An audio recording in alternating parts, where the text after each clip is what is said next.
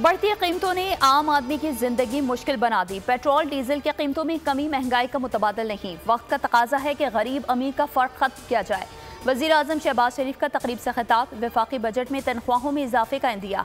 कहा शाह खर्चियों में कमी लाई जाएगी। खरबों रुपए करप्शन की नजर हो रहे हैं, वापस लाने की कोशिश कर रहे हैं। सिफारिश आज से कर अजल वक्त है, जल्द करप्शन का खात्मा होने वाला है।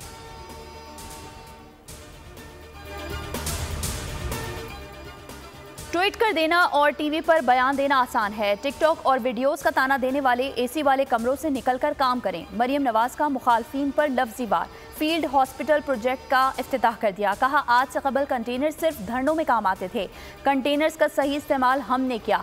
मुफ्त अस्पतालों में तमाम सहूलियात होंगी। कहना बहुत आसान है कि एयर एम्बुलेंस की क्या ज़रूरत है। समझा जाता है कि एयर एम्बुलेंस शायद सिर्फ अमीरों के लिए होगी। जल्द पंजाब में मेडिकल सिटी का कयाम शुरू करने वाले हैं।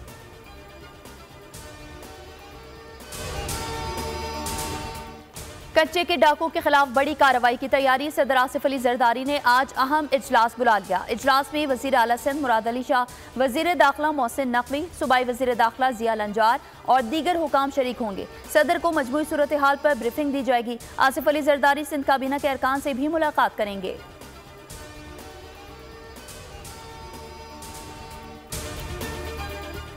निगरां दौरे हुकूमत में गैर जरूरी गंदुम की खरीदारी की तहकीकात। वजीर आजम की हिदायत पर कायम की गई कमेटी ने काम शुरू किया।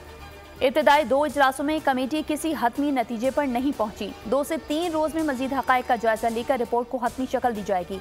कमेटी 35 लाख मैट्रिक टन गंदुम की दरामद की तहकीकात करके आइंदा हफ्ते रिपोर्ट पेश करेगी।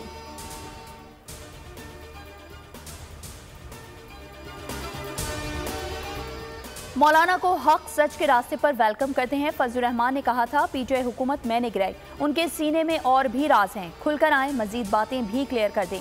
वजीर आला खैबर पख्तूनख्वा अली अमीन गंडापुर की मीडिया से गुफ्तगू। कहा हमारा मैंडेट चोरी हुआ, फिर भी हर हल्का खोलने को तैयार हूँ। बानी पीटीआई ने मुज़ाकरात का टास्क दिया, बातचीत सबके सामने होगी।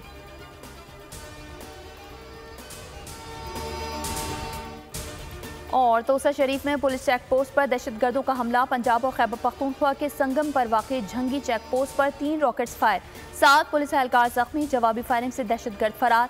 पुलिस के मुताबिक इलाके में सर्च ऑपरेशन जारी है।